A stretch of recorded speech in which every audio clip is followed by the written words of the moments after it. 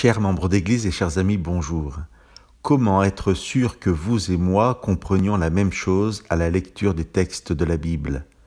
Car chacun de nous commence obligatoirement une lecture avec déjà une certaine idée de ce que peut être Dieu, Jésus, le bien, le mal, etc. Je pense que c'est pour cette raison que la Bible use beaucoup d'images, de scènes de la vie quotidienne, que Jésus utilise beaucoup de paraboles, pour transmettre de façon imagée de grandes et belles vérités. J'aimerais aujourd'hui vous lire quelques passages de la Bible sans en faire le commentaire, juste vous les laisser, les poser sur votre cœur. Ce sont des images que Jésus a choisies et que Dieu a inspirées pour nous partager ce que peut être le salut, la vie éternelle et la joie qui sera celle de Dieu de vivre l'éternité avec nous. Je vous lirai une parole de Jésus au chapitre 8 de l'évangile de Matthieu et deux passages du livre du prophète Ésaïe dans les chapitres 25 et 55.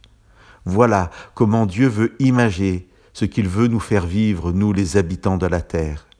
Jésus dit « Beaucoup viendront de l'Est et de l'Ouest pour s'installer à table avec Abraham, Isaac et Jacob dans le royaume des cieux. » Et le prophète Ésaïe au chapitre 25, « Sur la montagne de Sion, le Seigneur de l'univers préparera pour tous les peuples un repas de viande grasse, arrosé de bon vin, un repas de viande tendre et grasse et de vin pur.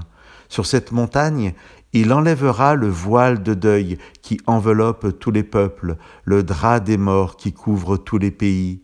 Il détruira la mort pour toujours. Le Seigneur Dieu essuiera les larmes de tous les visages.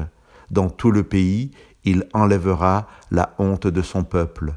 Voilà ce que le Seigneur a promis. » Et au chapitre 55, « Holà, vous tous qui avez soif, venez vers l'eau, même celui qui n'a pas d'argent.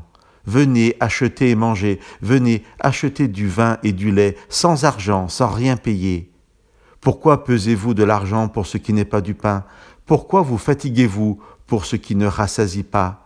Écoutez-moi donc et mangez ce qui est bon, et vous vous délecterez de mets succulents.